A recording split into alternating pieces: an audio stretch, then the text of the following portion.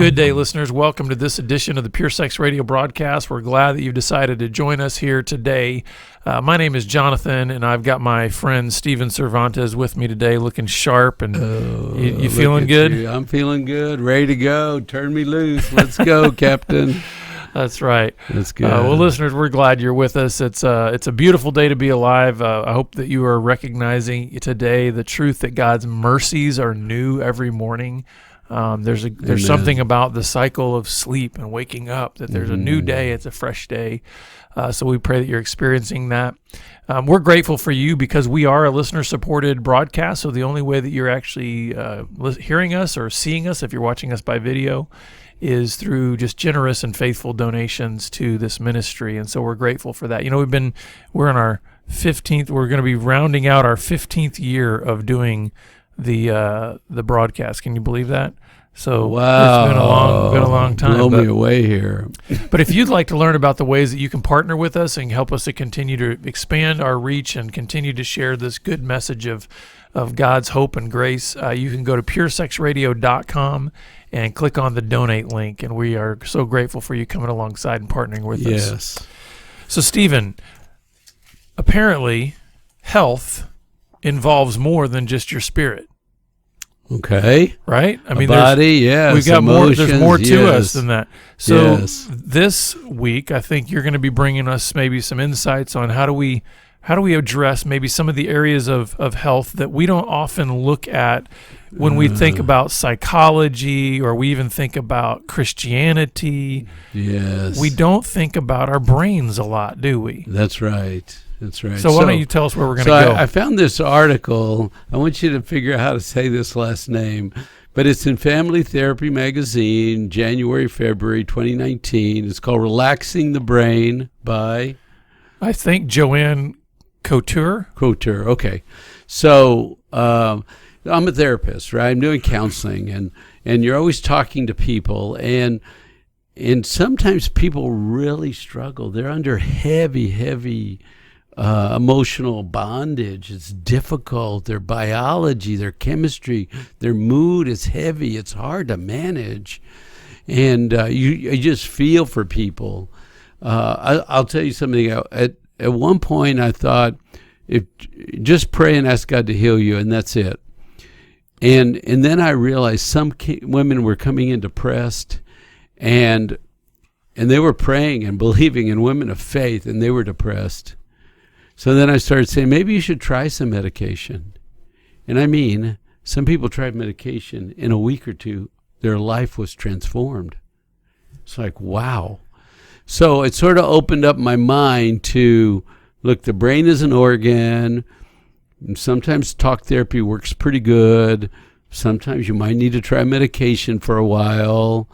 Because it's an organ. They break down. They don't function perfectly. You wouldn't assume every other organ functions perfect from the beginning to the end. Why would we think our brain would? And we make people feel bad when sometimes it's heavy biology that they carry through life. And I just have to say this. We have to get over this idea that the body, the biology, that medicine is somehow unspiritual. That's good. And I think because I do feel like there's still so many aspects of Gnosticism that still creep into the church. This idea of everything physical is bad and everything spiritual is good. Right. And so therefore we have this idea of the body, which includes the brain, that's unspiritual. That's good. I appreciate you. I have to say that. this too. Whenever I've had somebody that's told me that, especially if they're like wearing glasses like I'm wearing, I want to say, well, hey, give me your glasses. You know, so obviously that's unspiritual that you're wearing those prescription glasses because your eyes aren't perfect either, exactly. Right? So this article is what's called trauma-informed care, because I'm a marriage therapist. I love marriage. I love relationship and how people bond. But people come in and they're really struggling with mental health issues. And so I'm always studying trauma also to figure out how to be helpful to people. So when things go well in our life, you have this good mind and body and spirit. Everything is working well. And you have a sense of peace. there's a creativity that comes out of us as human beings. We're made to be creative and to be resilient, to work through challenges of life, and to soothe ourselves when we get stressed. Mm-hmm. But sometimes it's hard to soothe ourselves. How come some people can bring themselves to rest and some people can't bring themselves to rest? And so that's the whole issue of, they call it dysregulation, mental and physical dysregulation. I can't get my body to cooperate. Something's going on. I want to rest. I believe in Jesus, but why can I not be restful like I see other people resting? You know, and if you think about it, everybody's brain is different. Right. And I always think about, there was a kid in class in front of me. The teacher taught the lesson. He never read. He made A's. Right? I read for 2 hours and got a C if I was lucky. You know what I mean? This kid can hear the teacher and understand it one time. This kid has to go home and read the book and has to read it, plod through every word. I mean, the kid behind me, I mean, everybody's brain is different. Absolutely, just look around in the class. Why do we have the top of the class? Because we got the bottom of the class and we got the middle of the class, right? Everybody's brain is different. And so even like ADD and hyperactivity, what's going on with the brain, that the brain is functioning so that dysregulation of my mood is happening. So talk therapy is when you go in and you try to help someone downshift to good regulation so that they feel at peace and at ease and they don't have an inner battle. But sometimes this anxious mood or depressed mood will not shift no matter how much you talk and pray and cry out. And so then we have to think about the brain. What is the brain doing? Because a brain can compromise and hinder this ability to rest or create or be free or live by design. So what's happening now is people are talking about mindfulness, right? Have you noticed mindfulness is growing, yoga is growing, meditation is growing? So that's on the secular side. But what's growing on the spiritual side? Contemplative prayer is growing, and they call it inner healing prayer, freedom prayer. How do we use prayer, and how do we use tools to quiet the body, to relax the body, and quiet the mind? Mm-hmm. And so different scientists are studying the brain. And what you find is some people have been hurt so bad that the brain buried what happened to them. And you can call it the unconscious mind or buried in the past or outside my awareness, but it's buried back there. And sometimes at the Gateway weekend, we invite men to tell their story. And I said, okay, tell your story. And the man immediately started crying. He said, I have run from my past my whole life. Mm-hmm. I don't want to tell my story. I don't want to look back. I mean, you could just see the fear and panic in him. He was so overwhelmed by the pain and suffering. And he thought, if I can just forget it, I can live okay. So we're scared, and we have old stuff that's impacted us. Now, there's a researcher called Van de Kalk, and he studies the limbic system and the amygdala. And they are the part of the brain that does fight or flight. We all know that, right? And they say the limbic system is a big part. The amygdala is the fight or flight part. And so sometimes the amygdala goes off and you get scared and you get panicked and it can go off on its own. It can go off too much. It can go off inappropriately. And well, why is the brain doing that? There's no fear. But right now I'm afraid. I'm sitting in my home at peace, but I feel like somebody could be breaking in. I have that much fear, but nobody's breaking in. And the brain is misfiring. So the thought is that talk therapy isn't always able to quiet that part of your brain because there's been a trauma that happened to your brain. And when the trauma happened to your brain, they call neural networks that set up fear-based patterns. And so these networks got formed and fear got woven in, and now that fear will fire sometimes when it's inappropriate, and the whole network will go off when it's like there's nothing to be fearful of. but my anxiety is high. I'm feeling anxious. I'm anxious. And it's just like the brain misfiring when it doesn't need to. And it's because the brain experienced the trauma. Do you want to say anything? Or Well, I was going to say, here? a lot of what you're describing right there sounds like what the symptoms of a panic attack are like, right? Yeah. There's something that might not even be a triggering or precipitating event. That's right. But your brain fires in such a way that then you can't breathe and you feel like your heart's stopping and you're Yes. And you're going to die. Your heart's racing and it's like, what's going on? I've got to do something. I have this energy. You want to crawl out of your skin. But there's no reason to be, but it's a panic attack right in the middle, and your brain is misfiring. That's a great example. So it lists all these techniques, and I don't really want to go into all the techniques. I just want to propose this idea that sometimes when we're talking, people have to be mindful that the brain is at work. And people dysregulate in an emotional sense, and things happen they don't understand. And it's okay to at least start with accepting of yourself and your biology, because it's all different. Mm-hmm. Because if you start to trash yourself for being wired the way you are, then you try to live above it, avoid it, ignore it. But it's like we have to learn our body, our brain, our biology. Yeah, I think there can be a ton of shame. Yes, that is associated around this, and sometimes even well-meaning Christians can continue some of that shaming that they're not even intending by creating this idea that a mature, wise, good Christian just doesn't have. There's a whole line of, or a whole list of problems that we would say that would not be present in a good Christian, somebody that's really following Jesus. Yes. I used to believe that for the longest time about my own struggles on and off with depression and anxiety. Just thinking, I'm just a less than Christian. The fact that I can get in these seasons where I've got some of those panicky feelings and some of that anxiety, and just thinking, man, if I just had more faith, something must be wrong.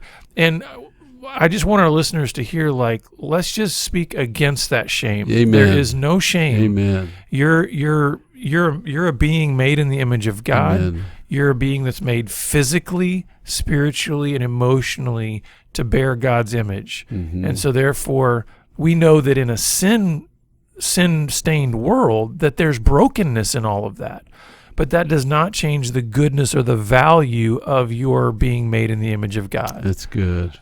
So we need to start there, I think, in terms of the identity piece is so important. Even if your biology's firing in strange ways and you're feeling certain things that have no rational component to them, we're not going to shame you on that because you're still made in the image of God.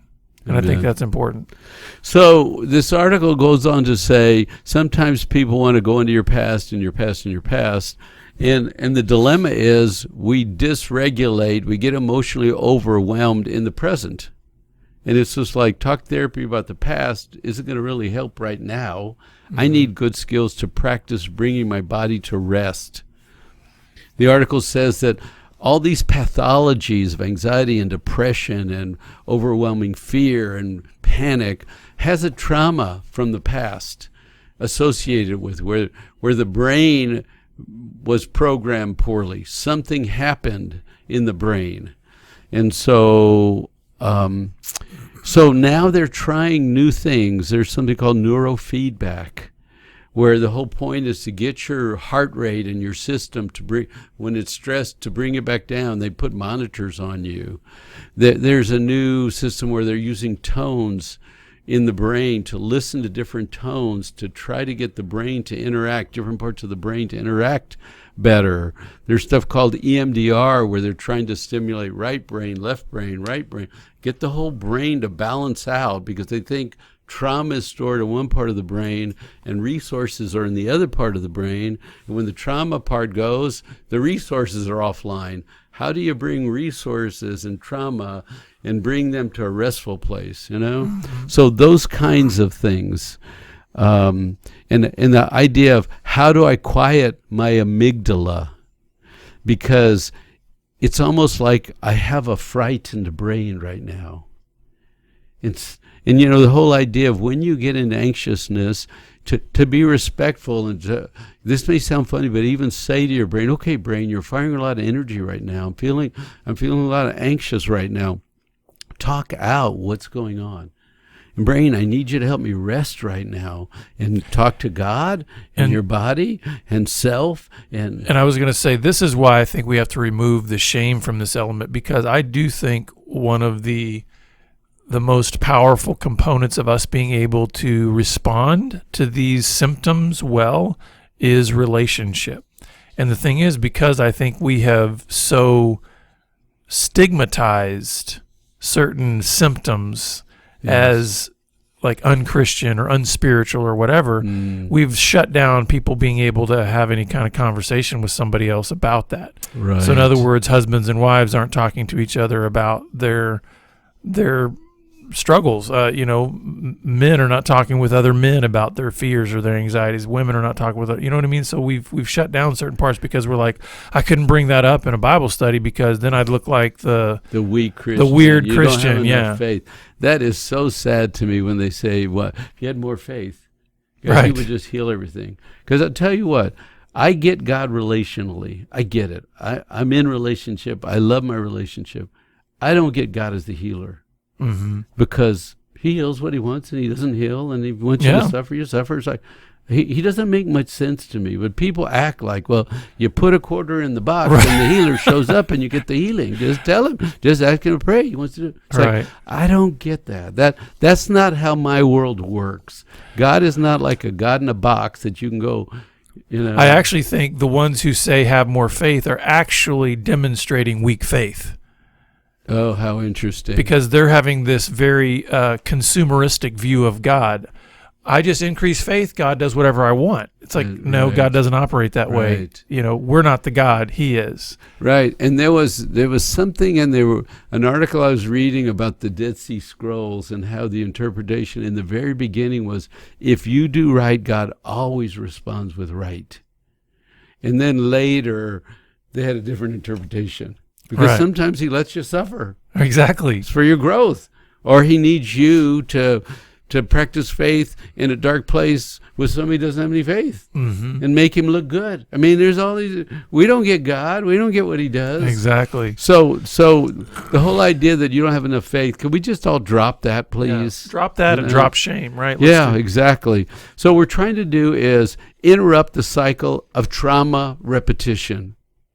Because the brain does this repetitive thing over and over again. And if you pay attention to your body, you'll see a pattern that's happened, and it repeats over and over. And they're trying to figure out how to get rest instead of bad repetition, trauma response from the amygdala. And I know I'm saying this in sort of a vague way. I'm not an expert at this, but I love this. We want therapists to understand that trauma is an injury to the brain. Mm-hmm. It is not an illness. It's not sickness. It's not weakness. It's not character flaw. If you experience any trauma, your brain got shaped and injured. Mm. I love that. Yeah. Because we don't usually think you could injure your brain. Your brain could get misshaped, and later you would have to battle that. Yeah. Bad wiring in the brain early, and now you fight it as an adult. Yeah, I think that's good because it puts it in a different framework. I mean, if I walk out of my office today and I sprain my ankle, I'm not going to look at the healing process of that in the same way that people might look at, like, in other words, is somebody going to come up to me when I go to the emergency clinic when I've got a really bad sprain and say, you need more faith for that healing of that ankle? It's like, no, I've injured my ankle. This is not about an illness or something. It's like, I need to put ice on it. I need to wrap it up, and I need to, there's healing that needs to happen. Yes. If we can put maybe what we're talking about here kind of in that framework of like, there are some things that when we think of injury, well, how does that reshape what we think of what healing looks like in the brain versus these very super spiritual phrases or right. Does that make sense? Yes, because they say the frightened brain, the overwhelmed feelings, And then they talk about the wild one part of your brain. And they're saying we have to become like brain whisperers so that we can quiet our own mind and bring our system to rest. And it doesn't happen by fighting it. It happens by pressing into it and saying, okay, fear, you're here. Okay, God, show up because fear's here. And so I'm going to sit here. I'm not going to run. I'm not going to get worse. I'm not going to panic. Okay, nervous energy, you're here. I've lived with you before. Yeah. I still love God, and I got nervous energy, and I'm going to do everything I can to bring my system to rest. I might walk, pray, do anything restful, because you have to become your own brain whisperer. Mm-hmm. That comes off the horse whisperer, if you don't know. Go where the guy quiets the horses, right? Or the dog whisperer, where he quiets the dog. We have to become brain whisperers, because we have to be wise stewards of this. Mm-hmm. He gave us this body. He gave us this brain, right? He wants us to be a steward of it. Yeah, and I almost think, what would it look like if we simply said, can we ride the waves of these symptoms rather than constantly fighting them? Because I think it creates more exhaustion in our resistance or ignoring or denying. That's really, I think, what we do a lot of times. We deny it because we're not going to tell anybody about this, and so it's like, because I don't want anybody to think that I'm the weak, the bad Christian, the one that doesn't have any faith, and so we're denying, we're fighting. We're, instead of going, what does it look like with Jesus to ride the anxiety, Amen. To ride the fear, to ride, That's right, and to not add more fear, right? Because we're already anxious. Let's add fear. Right. But if you say, okay, anxiousness. I heard this lady say one time, she got up to speak, and she said her body started racing, and she felt that feeling of anxiousness. And so she said, okay, anxiousness, you're here. Why are you here? Oh, I'm going to give a talk. Good job, anxiousness. Thanks for reminding me. It's time to be anxious. Be on guard. All systems to the front, right? Let's learn our biology, our brain. Let's learn our moods so that we can do what you said, ride them instead of resist them. Now, I think there are some, since we are talking about body, right? Yes. I think there are some very practical things that we can take into account. For instance, if I'm saying I want to be my brain whisperer, right? I want to try to bring my brain into rest and balance, but I am going to be, pumping 5 pounds of sugar into my body every day. Well, that's counteracting the brain whisper, right? So I think there's also just some very practical things of like, what does just good stewardship of this body look like from a health perspective? Yes. Like, am I eating the right nutrition? Am I putting the right nutrients into my body for the best possible outcomes from my brain? I'm not saying that that's going to be the panacea or the magic thing, but you know what I mean? We can do things that really can make it much harder or make it easier for us to be the brain whisperer. Good. So there's 4 things I'm going to close with. You might have had some injury to your brain in trauma. It got woven into your neural network.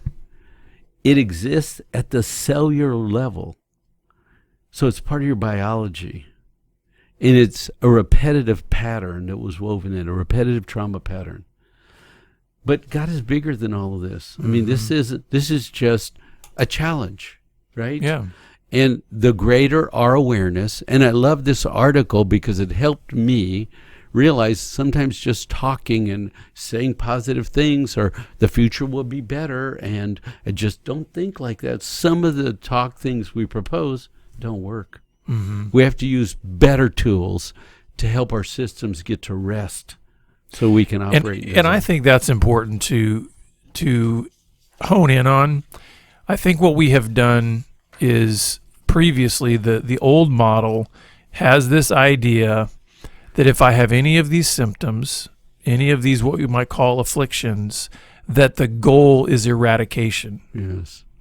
What if the shift could be, no, the goal is peace? That's right, and rest. Amen. So the idea here is, can I have peace and still have an injured brain? Can I have peace and still have some things that are out of whack? Can I have peace and still be in the midst of suffering? That's it. Can I have peace and still have difficult relationships? Can I have peace? So the idea here is not saying I need perfect biology, perfect brain. I need eradication of all possible brain injury symptoms. Yes. It's more of like, what does it look like to invite God and invite some trusted people into that space to say, how can I have peace and rest, even if and even when all these things still exist in my life? And there's an acceptance level to what you're saying. Absolutely. Okay, God, this is the brain you gave me, and this has been my life. So if you're God, be God right here, right now. I want the best right here, right now. And that is connection, right? Attachment, bonding, restfulness, ability to enjoy your creation, to go and play and be free and peaceful. I mean, that's what I'm pursuing in my being. And I start with what I got. Yeah. So I would encourage you listeners to maybe even do some of your own research on things like inner healing prayer and freedom prayer and some of these kind of things, because those can be helpful tools for that idea of kind of the brain whisperer and just starting to quiet your own system. And contemplative prayer now. Yes, add that to the list. But please, let's stop shaming ourselves for our brokenness. That doesn't do any good. And let's also then learn what it looks like to ride with Jesus the waves of our symptoms. And get help too, right? Yeah, if absolutely. Medication would go help to your you, doctor. That's right. Do some research, right? Open yourself up and say, God, lead me. Yeah. If you'd like more help from us, we'd be happy to come alongside and help as best we can. Just go to puresexradio.com or hit us up on Twitter at puresexradio. And until next time, have a great week. We'll see you next time on the Pure Sex Radio broadcast. Thank you. God bless. Okay. Good. Excellent. I need another smiley face. One right here. Well, what's going to happen is it's going to move there for this next one. I know, but the next time we do podcasts, I need a smiley face with an arrow. So every time I look at the screen, I go, look up, look up, look up. Because I'm staring at the screen. No, look up, look up, look up. That's funny. All right. Well, that worked.